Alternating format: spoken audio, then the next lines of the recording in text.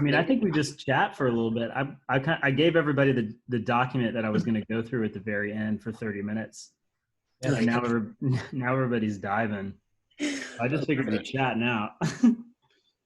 Oh yeah, wait, redrop it in the chat. I don't think I have it because I. Oh yeah.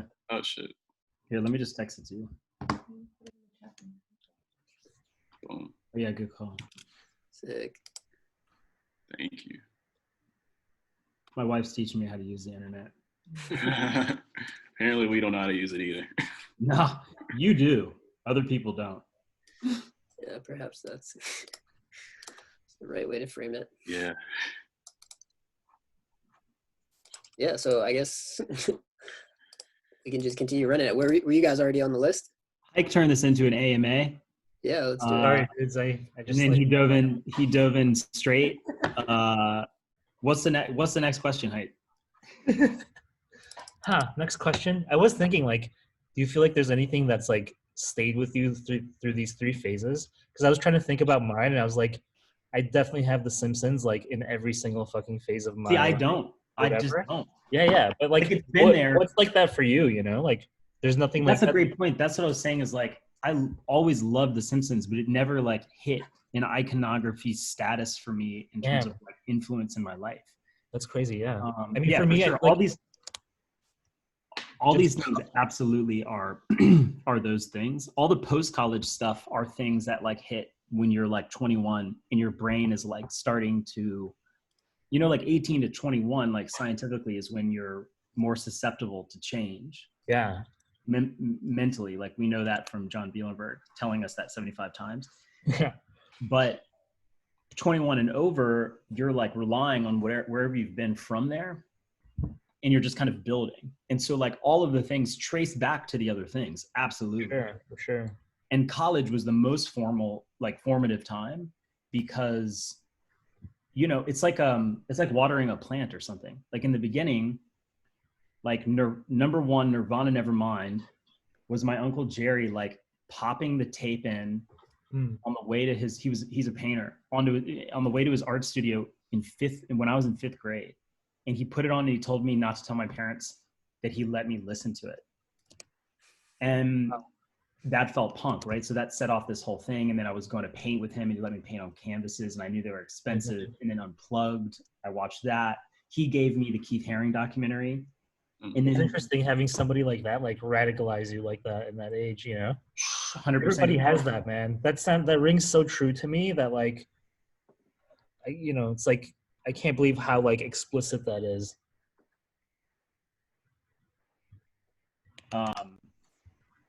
Yeah, that was definitely a thing. And they all stayed with me. And then I threw in like Dragon Soar is my friend Wes Johnson and a couple other friends band in high school. And they put together this like metal tape of 4 songs, but it was all about positive thinking.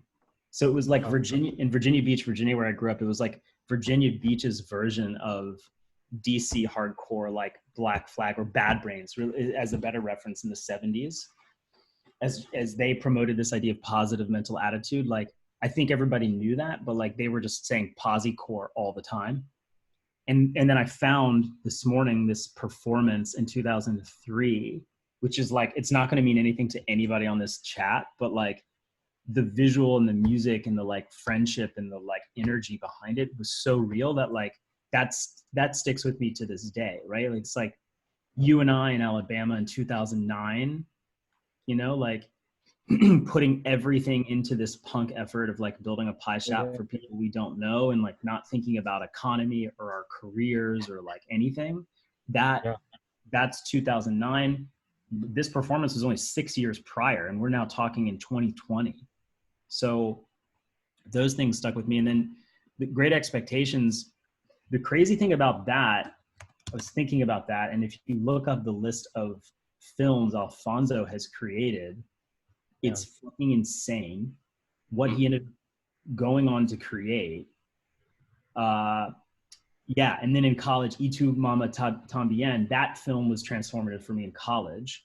He films Harry Potter and the Prisoner of Azkaban, then Children of Men. And I still reference that scene in Children of Men when like he goes to like get a passport from this wealthy dude, his friend, and the world's ending, and so nobody cares about art.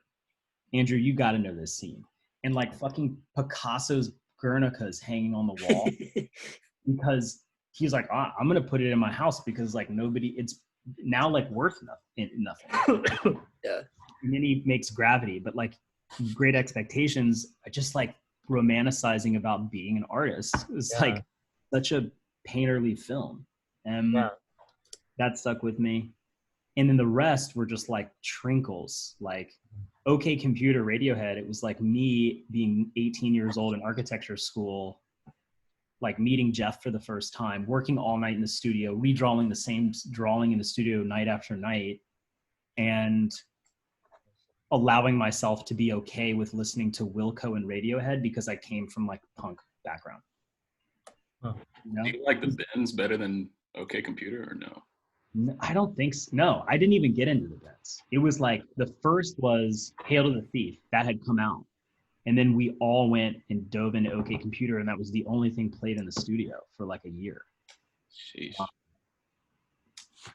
So that was like me letting things in, and then like thinking about things differently, and then like thinking about electronic music differently.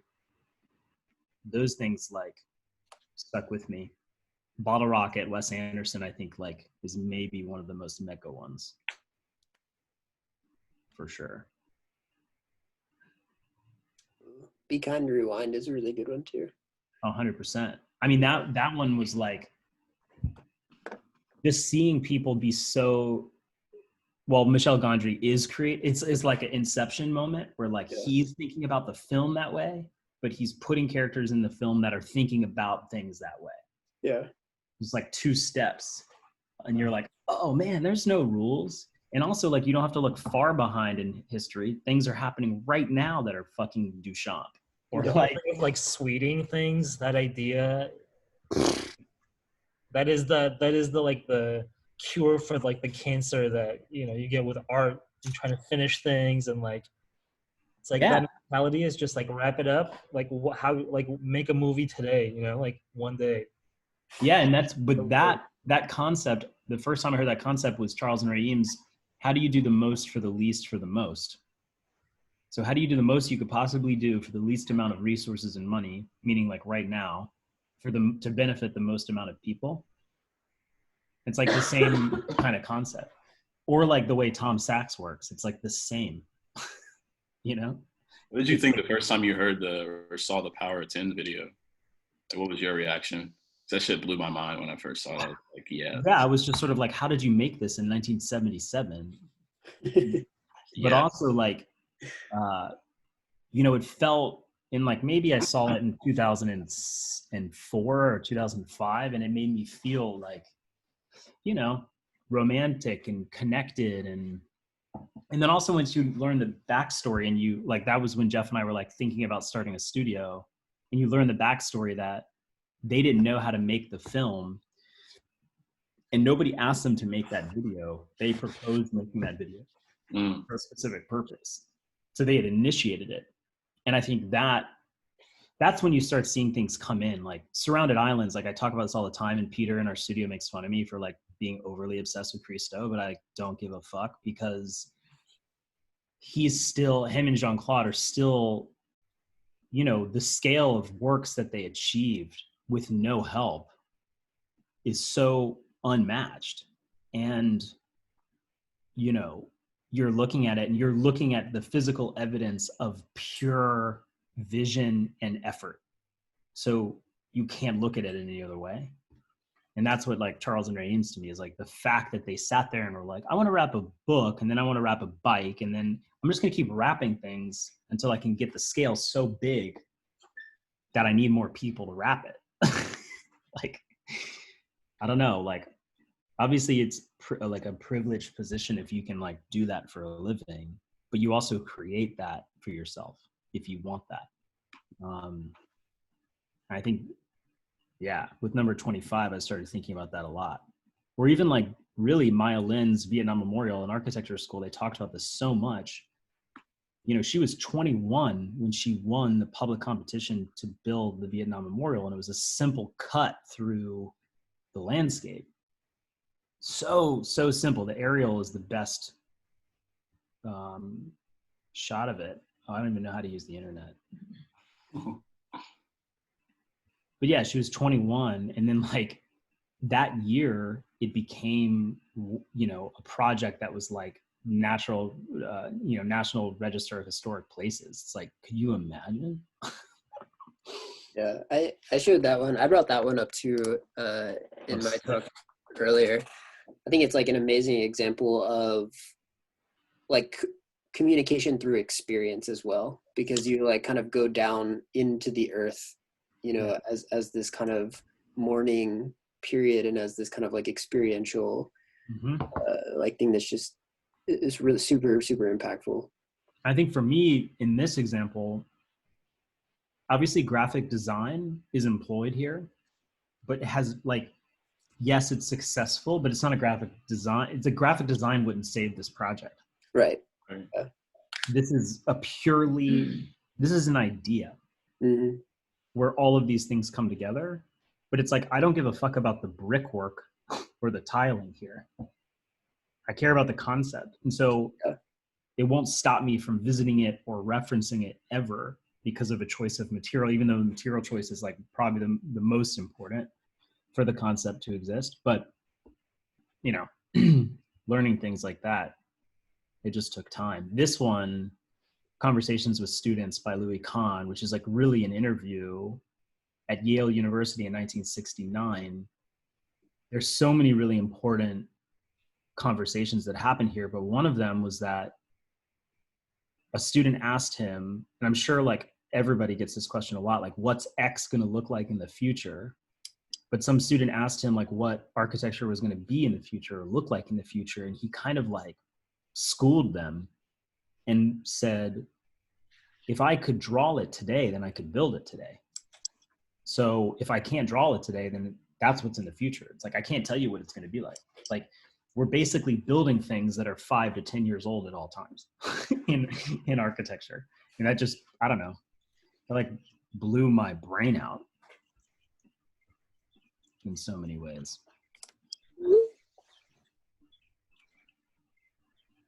So it looks like there's maybe a couple of questions.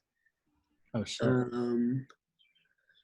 Someone's asking, what do you think about the way Hector is asking, what do you think about the way large-scale projects that you work on are funded versus should be funded, i.e. big brand clients versus public funds versus ?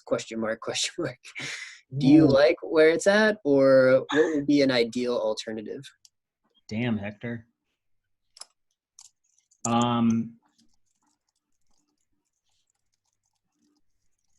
that him? No.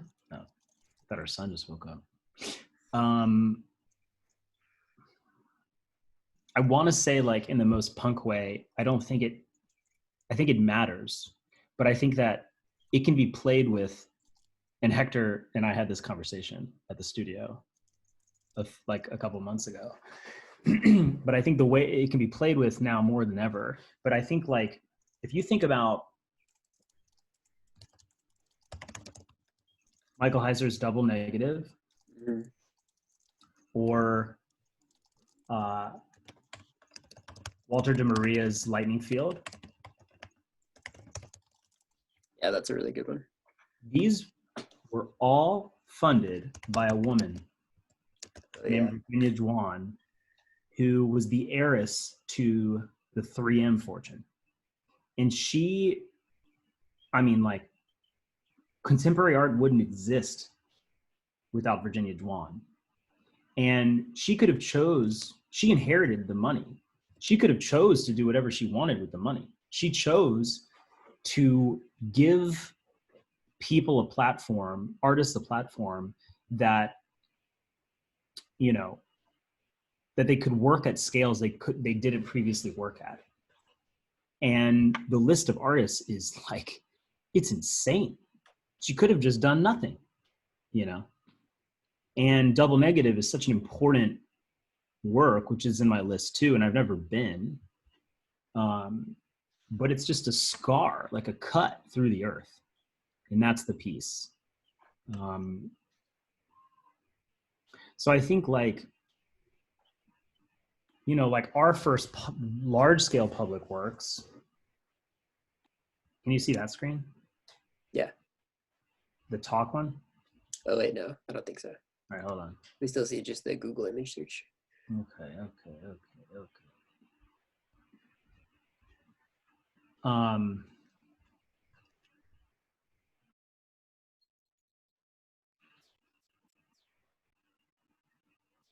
But our first ones, Grown Up Flowers and Fantasy Landscapes, were funded by a group of property owners that own buildings along 6th Avenue that all are incredibly wealthy, the Rockefeller Group, Mitsui, etc. And they came to us and wanted to have art.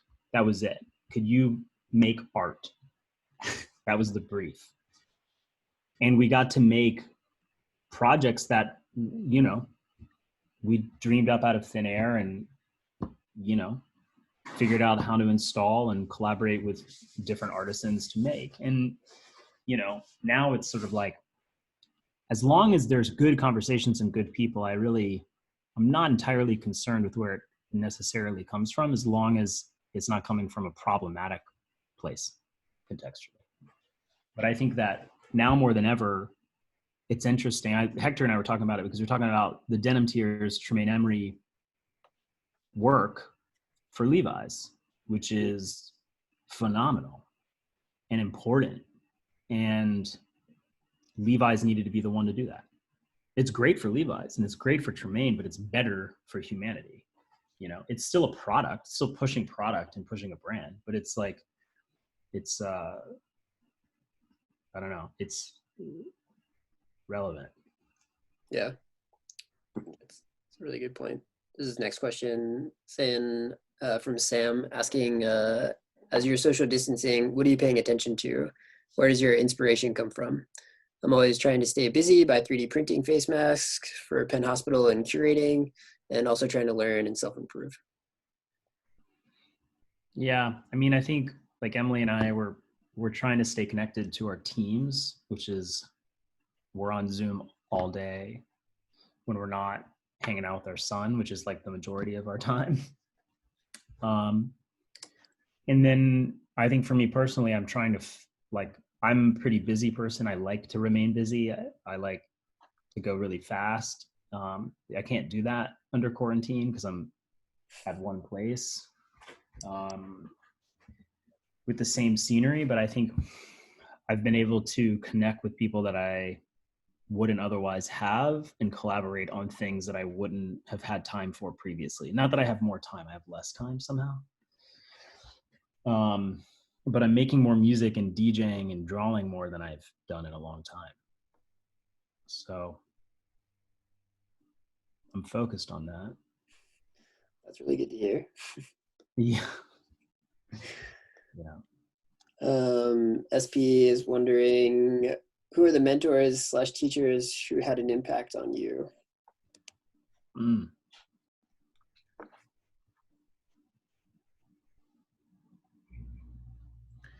Yeah, there was teachers in college for sure. Jay Stokely and Pia Sarpaneva were two people that were really important for me, but my uncle for sure. And I have in this list too, this artist and restaurateur in New York named Andrew Tarlow, who started a restaurant called Diner in Marlowe and Sons. And I put him at the top of my post-college list because he had created an environment that was aspirational for Emily and I when we moved to New York. Like, it was just too expensive to go to for one, but it felt like a cultural hotspot. And that was when we first wanted to go there, it was 2006.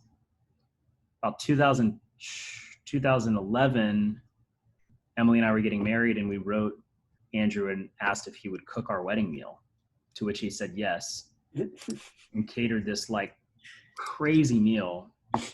And then we became friends a little bit. And I remember like when Plus Pool started like moving pretty fast, I wrote him a postcard and I said, you've built a powerful community around your restaurants. I want to know how, because I need to know how for Plus Pool.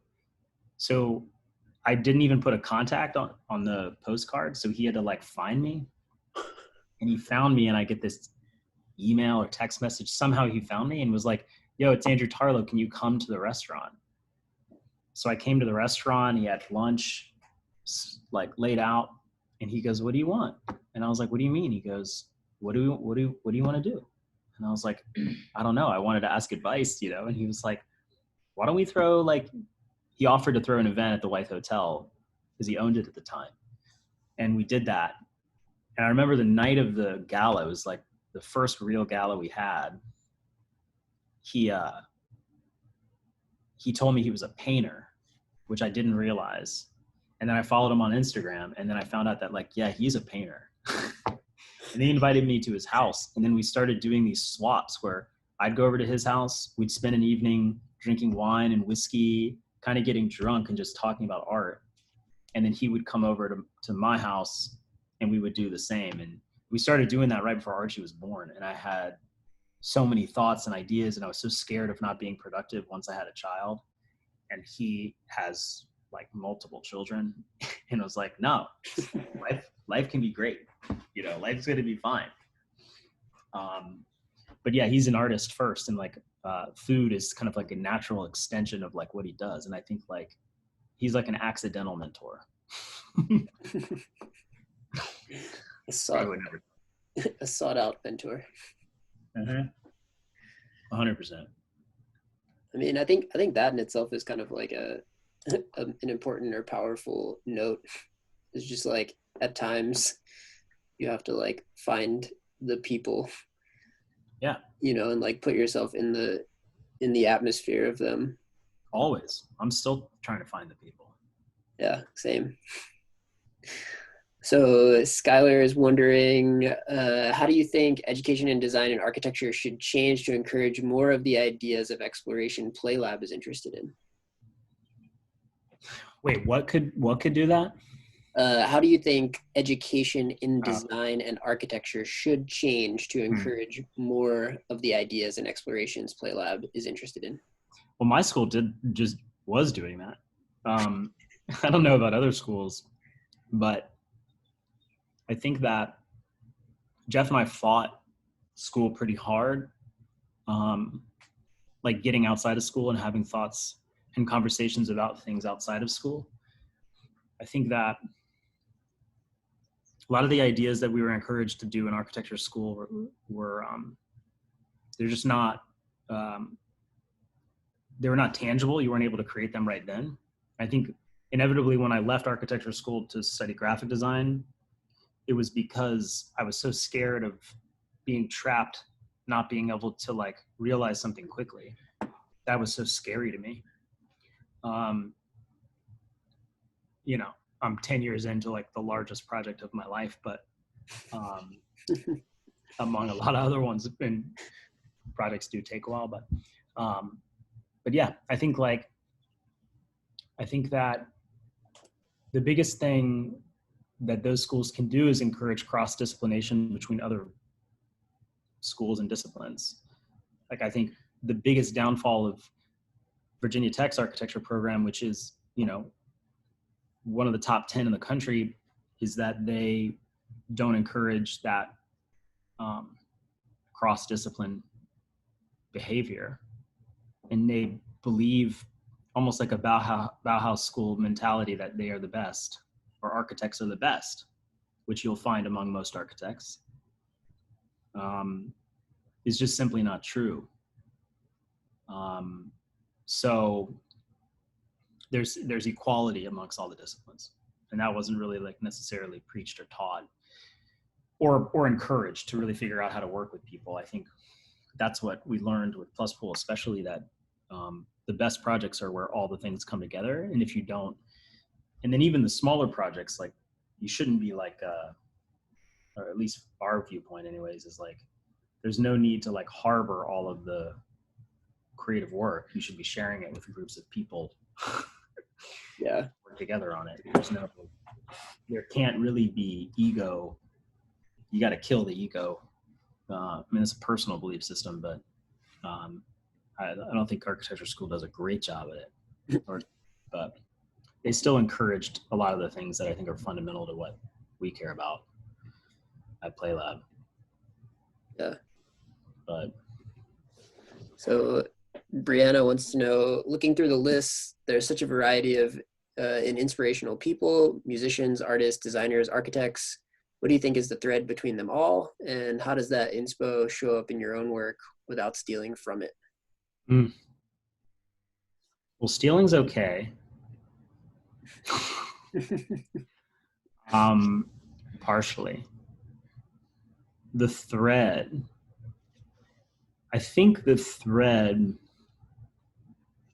this is not one-to-one, or it's maybe general, but I think the major thread are the things that are done without people asking you to do them, which is just art. Every one of these has that. Refused, one of the most iconic bands in the history of the world, came out of Sweden and ended their reign at a basement show broken up by the cops 2 songs in Harrisonburg, Virginia. They changed the way that alternative and punk music was produced. And then you have Arthur Russell, which I talk about a lot, but that changed my life, his works. Or Maurizio Catalin, I have in here his exhibition at the Guggenheim which is, he dramatically said he was retiring. And so for his Guggenheim exhibition, which is obviously a life achievement, he said, I'm going to go and get every work that's ever been purchased or on loan anywhere, and I'm going to hang it from the ceiling, which is astronomically expensive and problematic to do. And he did it. And the visual is it's hard to capture the visual actually, but yeah, it's such a powerful concept. And of course he didn't fucking retire. It's like Jay-Z saying he's going to retire, And then I just, he didn't have to do this, he could have just shown the works. Yeah. He could have called that in. Or like Josh and Robert Hammond starting the High Line. They saved the High Line. It wasn't something that necessarily was created. They saved it. And then they painted a new vision with hundreds of collaborators. Or Gordon Matta-Clark and Tina and Carol starting this restaurant, Food in Soho. Yeah.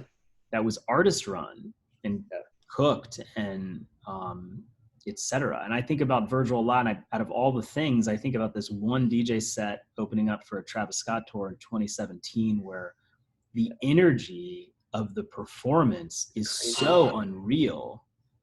Yeah, but he didn't have to travel around the world at a clip in addition to everything that he does to just DJ, but he did, because it brought people together. It brought him into a place where he was more connected with people. He became more connected with music and what was happening.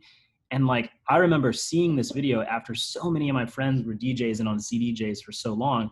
And this is the piece of content that made me buy CDJs and realize I wanted to spend half my week in Record Box. And eventually, so that I could have the honor of being with people for moments like this. And now we're just doing it over Zoom, and it's a whole other thing. But all of this is connected by that thread, I think. And so I think stealing is kind of important to a degree. Borrowing, rather. Yeah. Chance wants to know, how does Playlab as a collective show the value that you bring to the table when pitching for projects that would otherwise be given to more corporate marketing firms, in quotes, without conforming or compromising what the studio stands for? I think we're lucky because we don't have to defend it.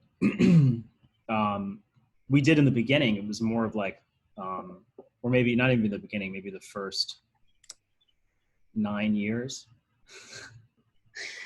us telling people that we could do it, because the whole premise of the studio is that we don't want to do the same thing again and again and again. We want to try new things, and we're on an adventure, and it was problematic for the first decade because, you know, we had never done the things that we were trying to convince people to pay us to do. So most of the time we just didn't get paid, or we got paid really low. And that was fine. And so I think one of the biggest things that we talk about a lot is just trust and relationship building. And that I think Jeff and I, it took a long time to realize that the journey of the studio is more about the journey of quality relationships than it is design. Meaning the trust that you have between people, the willingness to do things when you're not really necessarily asked to do them. And Virgil's a great example of that because he's trusted us too many times. And without having a true like reason to trust us to do a certain thing, except for that we were hardworking and we cared and whatever. And so I think we always want to be in a position where we rise to the occasion like an athlete, like it's a sport for us, the studio. So yeah, we don't, now people come to us because they know we're good at the sport and they want our ideas and they love the way that we approach the ideas. Not everybody does, but the people that come to us and we end up working with, those are the people that we're building, we're building really great works with them. And we want that to grow. And so the only way for it to grow is for us to continue to be as true and honest about what we're doing as possible. And if we export that to the world, whether it's like through an honest conversation like this, or, putting it on our website in a very specific way, yeah, then you can't tell us that we didn't say that or that we said it another way. So if we're truthful about it, then like we'll attract the certain people. So maybe the circle around Playlab is not as big as it could be, but the circle is tight and it's quality. And I think that's way more powerful and way more beneficial for us and for everybody around us. And I think once like the people, like all the people that I know on this thing are a part of my circle and I'm part of their circle, and that circle's tight. Like there's no question, like, Justin, Elliott, and Andrew asked me to be a part of this. It's an honor, right? It's because I don't even know what it was really, to be honest. I just said yes because like great people doing great things in a time in which you don't have to do shit like this. You don't have to spend time developing this stuff, gathering people together, especially on a Sunday.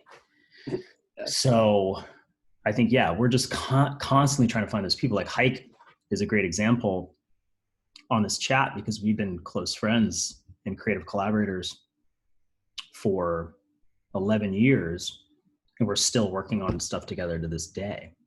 And that should be the goal of the practice always, is not to like take something and then run with it and be like, cool, thanks, like Playlab's the best, see you later. That would be the worst. So I don't know if I answered that.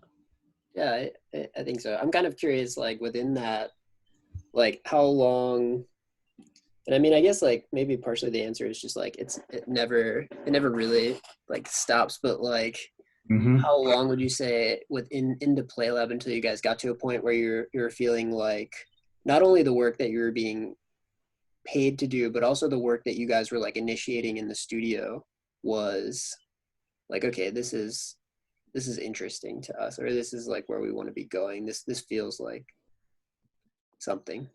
It's a great question. I mean, I think about it a lot because it took a while. Yeah. Every month there were semblances of we're getting there. Like we're getting there. And most of it was geared around things that we created for ourselves. Playlab in 2009, Sound Friends, a record label the year before that. Plus Pool in 2010, Worms, which was a competition we won with Dong and Wana from Family in 2011. Clog came out in 2011. And those things taught people around us how we thought and how we worked and what we were. And then there was no form or structure to any of these things. So they didn't look like they came from the same office. So that benefited us as well. And it felt right. It felt good, you know, but like, I think we made like $36,000 a year or something until like a few years ago. So it wasn't profitable. It was just right. Yeah. You know, there's no, and I had my best friend with me, and my wife was supporting me and his wife supporting him. And like, we had a tight circle around us that believed in what we were trying to try was the thing.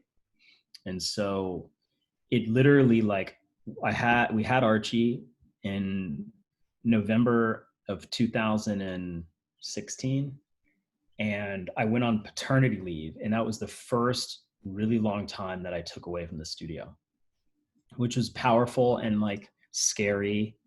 But I remember just being like, fuck, the work that we're doing, I'm not the most psyched on. There were like pieces or semblances, like around that time we were doing the Christopher Wool website, which was cool. It was really cool to be like associated with him and working with him at the table and trying to solve this thing. And so there was like pieces that we were really excited about, but there was like, I think the month I was on paternity leave, we got a DM on Playlab's Instagram from the Yeezy team at Adidas saying, do you want to do a brief for Kanye? And we did it. And we flew out to Calabasas, and that changed our life. Like, that completely changed our life from a perspective of, you know, we were trusted and valued, and they wanted our ideas. And then they ran with us for 3 years. And that sprint was like, okay, like, we're not like just sending ideas out into outer space and like only a few people are listening. And so then, yeah. And then the moment, like the Virgil stuff, like Virgil, we met Virgil through Danganronpa in 2013 when he was still working for Ye and was on the Yeezus tour, and asked us to design a book for him because he liked Clog. That was kind of it. So we came to the studio, we designed a book that didn't get made. And so like flash forward, we're still talking to him and stuff, but like flash forward, he's like built Off-White and is now at LV. And we get hit up by the Art Institute of Chicago saying, hey, we're producing a book for Virgil's retrospective and he wants you to design it with 2 other groups. And he says it's going to be a super group of his best friends. And Jeff and I were traveling for a project and got the email and we're like, what? This is insane. And so we got back to the studio and we're like, this is like the best moment of our life. And so we built this huge box. We got this huge box off Uline that was actually a gun carrying case. And we filled it with everything we had ever made that we like thought of, because we're like, man, like we just want Virgil to see all of it. So we sent it to Virgil, and it was like museum shirts and every issue of Clog and like just whatever, like tons of shit. We like casted our own USB out of concrete that had like all these other things on it. And then we got a photo from the museum of Virgil opening up everything out of the box, and then Virgil asking to keep the box. And then we got the project, and then we kicked off the project at Virgil's office at LV in Paris. And I just was, and we were like so shaking and nervous, and it felt so crazy. And we'd seen photos of the studio, and it felt like important, and it felt iconic. And like, we're at the table, and we're like, should we be at the table? And like Virgil like didn't look at his phone for 8 hours and just was with us talking and like brainstorming and thinking about things. And at that table, he was like, let's think of other stuff, you know?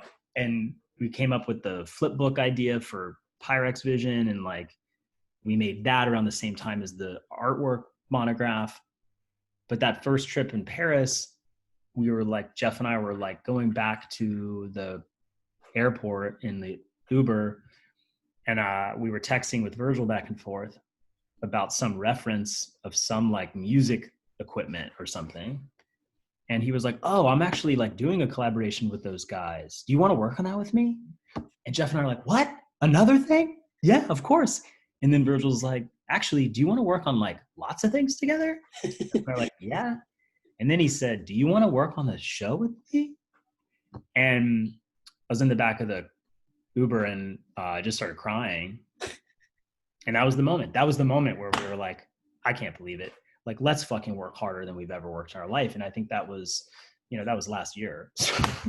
And we're now working on our third show with him. We've done 2, and they've, changed our life, not just because it's Virgil, but because it's been this empowering experience, back to what Hike originally asked of, like, the types of work you want to try to do, because it collapses all of these ideas into one thing in this one experience that is so powerful and moving, for so many reasons.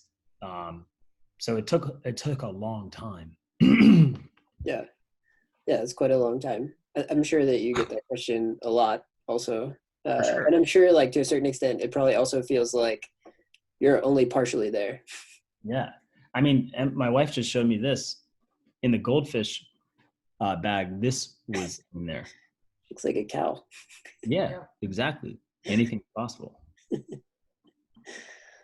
That's awesome. I think maybe there's one more question, and then I suppose we could wrap and take your whole day up.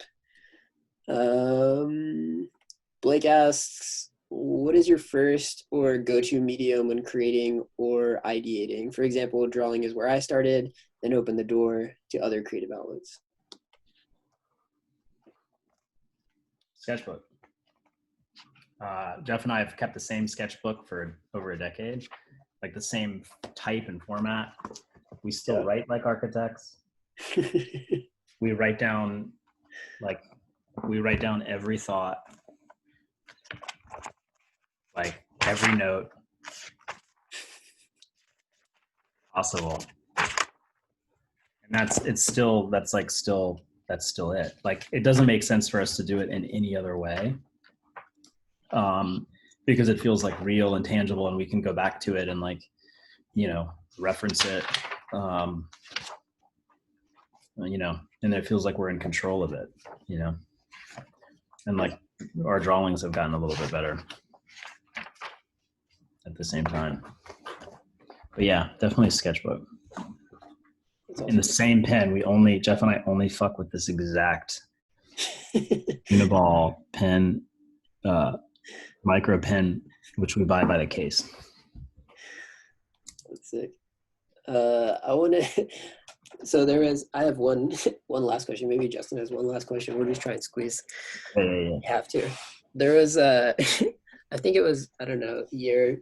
It feels like 2 years, maybe longer. You invited me over to your home to sit at your kitchen table with you and chat. And I remember having this conversation about the monograph, or like the thing, and it's like you kind of had this point of, like, all this work is like going somewhere, it kind of like culminates into this thing at the end.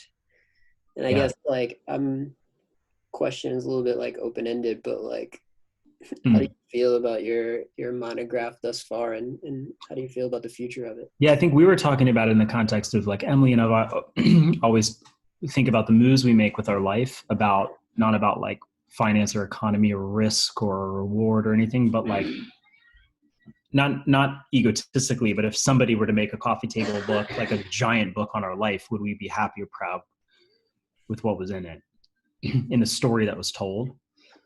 And I've been thinking a lot about that recently, like, especially like COVID, that it's like more, and back to, like, the honesty thing. It's like, Jeff and I in the studio, Emily and I, like, we don't claim to be, like, perfect by any means, or, like, even great people by any means. It's more like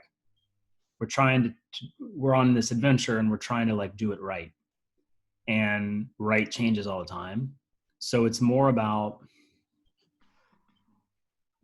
like this right now, right? This is so important because it's how, like, you're remembered through story. It's like, there was no written story for however long, right? It's like oral stories were so powerful because people had to memorize them and pass them down to people before there was the written word.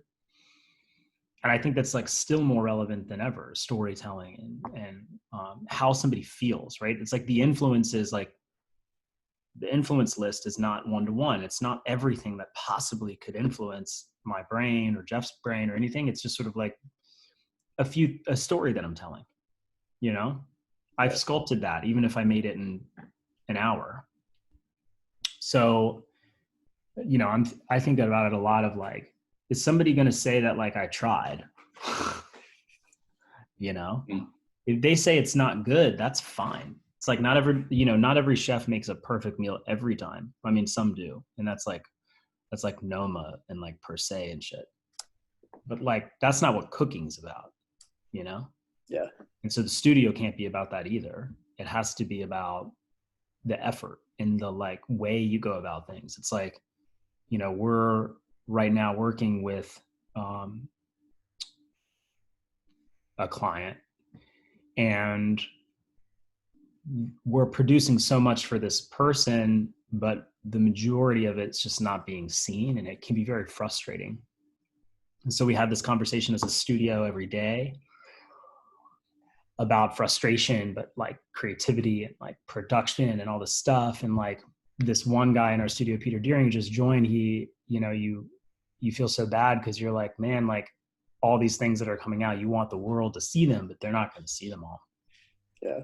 So for me, the thing that I tell somebody like Peter or anybody else is that it's not about the like stage design or the record cover or designing so that we can say we did it and then move on or whatever. Or even just for it to be good and we feel like we did a good job. It's more like, how did we handle the process? Did we do everything we could do to get an idea across smartly and well? Did we empower everybody within the studio to try the things they wanted to try that they feel good about? Did I limit them in any way wrongly? So those are the things we're thinking about now all the time, especially now that it's been like fucking so long of doing this studio. It's not like, I don't feel like there's a make or break ever. We're just on it. We're like on, it's like we're the Voyager space program. Like the fucking jets like gave out a long time ago and we're fucking sailing.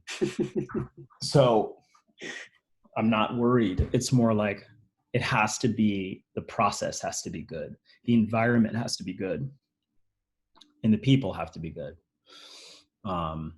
So yeah, I think that book, right, like full circle, is like the story of those people. And like, you know, even now, like being faced, like the reality is like I watch a 3.5-year-old from 5 a.m. to 8 p.m. every day with like a 4-hour intermission where I switch off with my wife so she can run her studio in New York and I can run mine here in LA.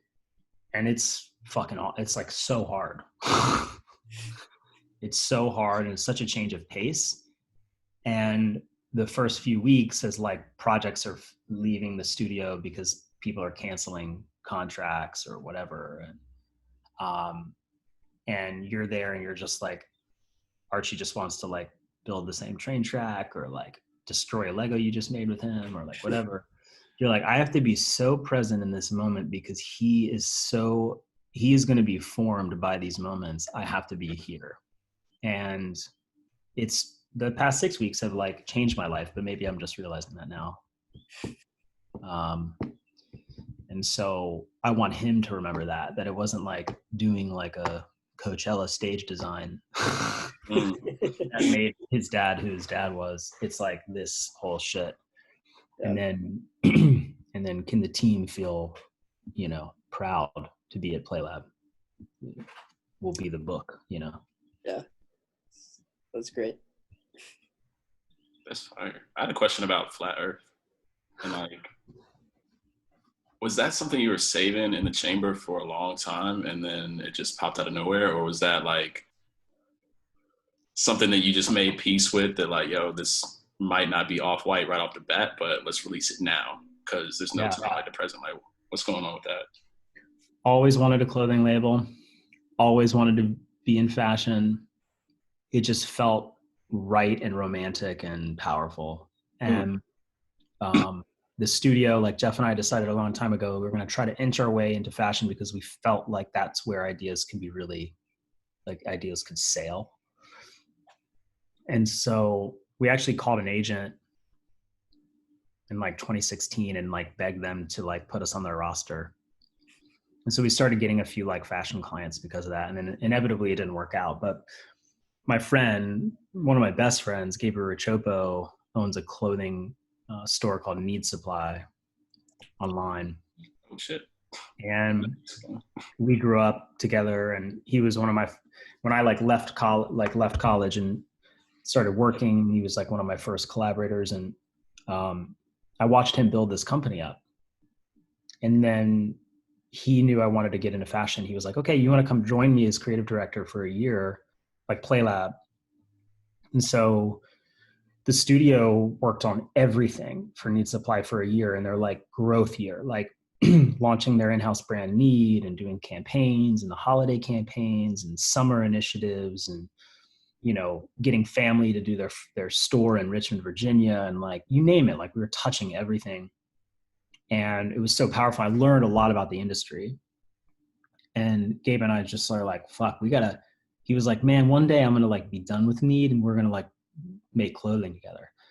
And I was like, cool. And then he left Need, and then we started Flat Earth. And we basically went to Mexico City for his birthday with my friend Duncan and Dean. And we were like drinking mezcal, and we were just talking a lot about ideas and truth and conspiracy theories. And we're talking about Flat Earth because I didn't know anything about it. And we're like, man, this is so crazy that people believe this. And we learned about this guy, Mike Hughes, who actually just recently passed this year, who built his own rocket so that he could go, like he wanted his mind to be changed. He's just never seen the curvature of the earth. So he built his own rocket. So he'd go high enough to see the curvature of the earth. And he died in this rocket. And we were just talking about how there's billions of people, and not everybody is right, not everybody is wrong, and there's so many problems. But having the ability to like have some level of being able to talk about what you're believing, and then inspecting it, like kind of like Claude, like the dream of Flat Earth is like Claude, we take one topic and we dissect it really quickly through 50 plus viewpoints of all spectrums. So we've done guns, we've done cannabis. We just launched cannabis last week, artificial intelligence, and you get all these viewpoints. And the dream of Flat Earth is to be able to do that through art and product, to be able to really explore like right now we're really like doing this in-depth study on like the first creations, the first tools, the first drawings, the first, etc., because they're just so fascinating. And I've gotten so many like people being like, I cannot believe you named it Flat Earth. That's so fucked up, blah, blah, blah. Like friends. I'm like, no, but that's the point. Like there's something, I don't believe in a flat earth. I don't believe in flat earthers. I mean, I believe in them. I believe that they're there. But I think that, you know, there's an opportunity to have a discussion. And I think that that's what art and brands should be doing. And so we just haven't had time to really fully dive into the thing. And now with COVID, we're like, fuck. It's just sort of on ice with tons of concepts and ideas, but no capital to like put them out. But the plan is post-COVID to find the capital to really like do it hard. Learning. But that's the long-winded answer to your question. I got you, man. How long did it take to come up with all questions matter? That just like that was quick. Yeah. I was like, okay, as long as you're asking a question, you're not telling somebody what they should believe. You're asking a question, and those matter. You know, those matter. The questions matter. The answers also matter, but we're saying the questions matter. And then the alternative of like just the word flat was, there was this amazing article in 032C about the flattening of culture and how there's like a negative to it, but there's a positive to it, because now more people are able to produce more things than they ever have before, because it's just possible for people. Yeah. So it's like a full circle thing of like, we can start a brand if we want to, and it doesn't have to answer anything for anybody. You know, it can be something that's like a pure piece of expression, and it could fail. It could totally fail. And the funny thing, you brought off white, but Gabe always says, this is our Pyrex vision. We can do whatever the fuck we want to do with this thing, you know? which is cool. It's just a project, you know. Yeah, love it. Well, Archie, thank you. Cool. Thanks for jumping back on, and sorry that happened. No, I mean, it has nothing to do with you or, I mean, any of us, I suppose. It's just shitty. But this was awesome. This was super sick. And we appreciate, everybody who came back to give it a shot. And we'll post this in the stacks. So, I mean, it still will live, which is great. And Yeah, that's the important part. Yes, sir. sure.